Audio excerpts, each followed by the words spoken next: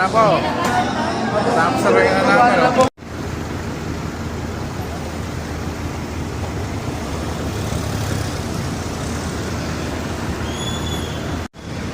Sa may farmers yun, sir.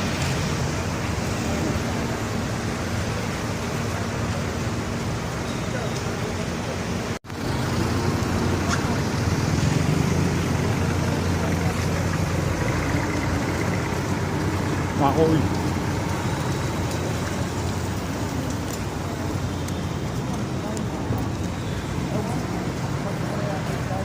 Oh, gago. Kaya ang pakanda.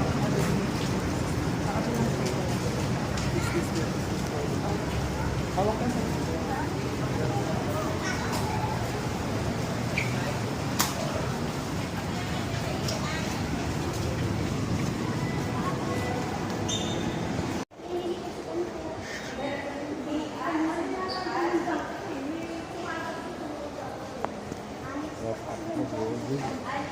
Dito po sa may Arata Coliseum, papunta pa tayo sa Port Up.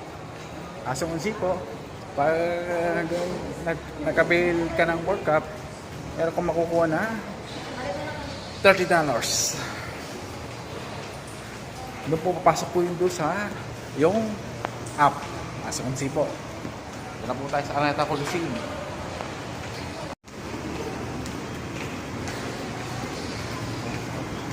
Kaya ka tao.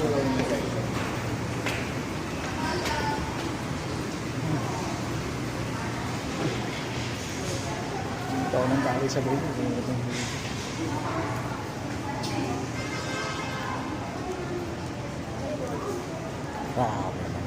Ay, hindi pwede.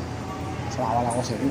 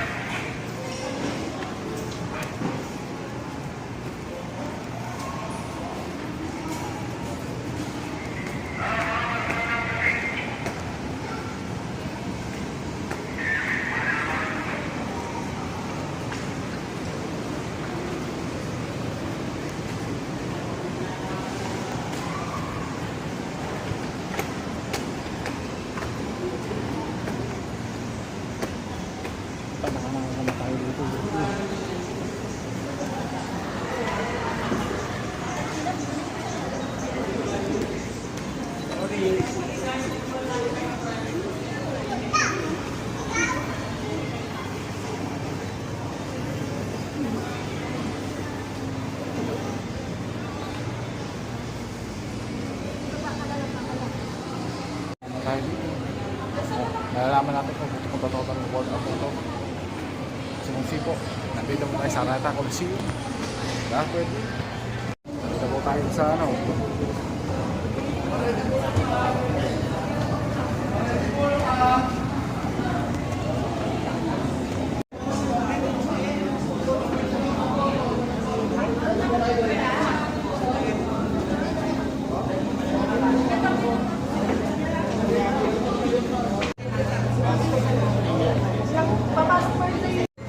Nag-message po sa 2 days, 48 hours na.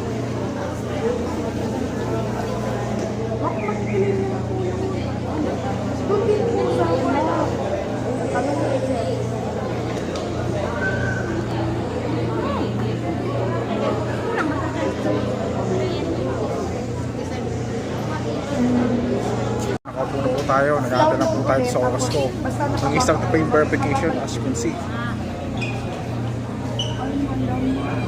Malalaman natin kung legit po ito o scam to.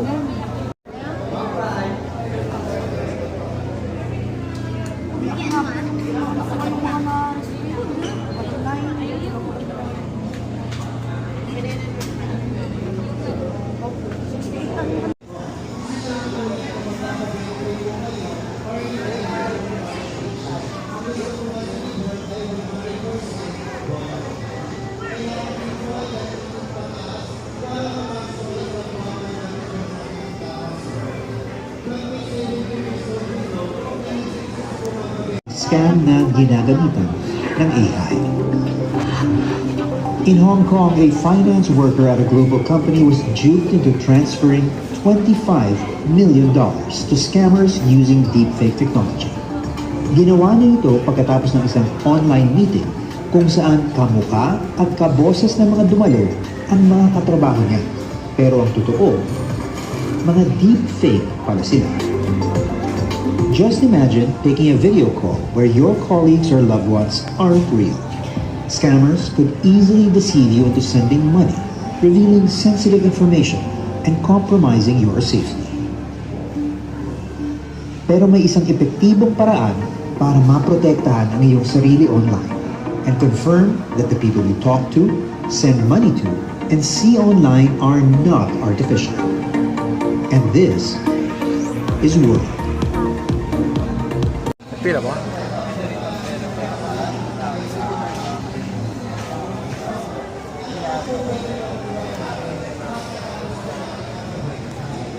Image text recognition, reCAPTCHA may not be as effective. As AI becomes more sophisticated, it's becoming harder to distinguish between humans and machines.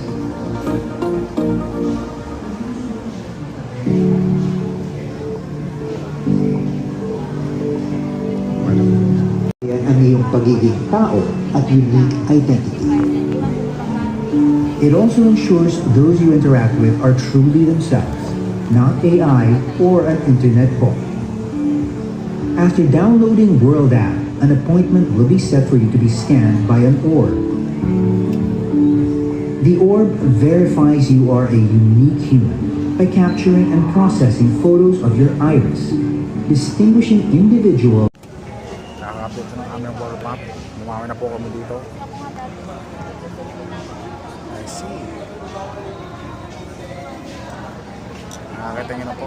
Hihingi ng any personal information na galing po sa inyo. So bago po ba tayo pumasok dito, nag-fill up po ba tayo ng any forms or waivers? Wala. Nagbigay po ba tayo ng mga valid IDs natin? Wala rin pa, no? So wala pa kami pagkukunan ng mga personal information ninyo. And take note na lang din po kapag nagpa-verify po tayo, makikita po natin sa ating mga devices na tina-transfer back lang po ninyo. Dito na po ako. Nag-iisa mo po ni scamming ko po. As you can see. Marami na rin kayo scamming. Ito, Ano, okay makukuha po? natin? So unahin na po natin si World ID. Uulitin ko lang po. Si World ID po ay isang digital ID na magpapatunay na tayo ay totoong tao sa online world. Okay po? And lastly po, si World Coin. So si World Coin po ay isang incentives o rewards. Thank you po siya ni World dahil tayo po ay 100% voluntary na nagpa-verify. Uulitin ko lang po, isa po siyang incentives o rewards. Hindi po siya ayuda or bayad po galing po sa gobyerno. So makiklaim po natin ang ating mga World Coin every month. Sa loob po yan ng 12 months. So 1 year po tayo na makiklaim sa ating mga World app. Kaya wag na wag po natin siya i-delete para maklaim po natin yung mga remaining tokens na mapasok po sa ating application monthly. At kung knowledgeable naman po tayo kay crypto, digital tokens like Bitcoin, pwede po natin siya invest, i-trade or buy and sell. Pero kung hindi naman po tayo ganun ka-knowledgeable, pwede rin po natin siya i-convert into cash or Philippine peso. So may mga katanungan or clarifications pa po ba tayo bago po tayo mag-proceed? Wala na po. Let's go, let's go!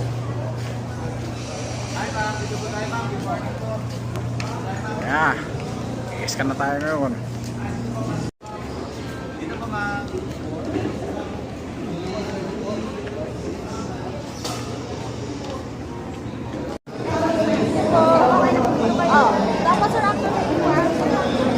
Tapos na pisa natin.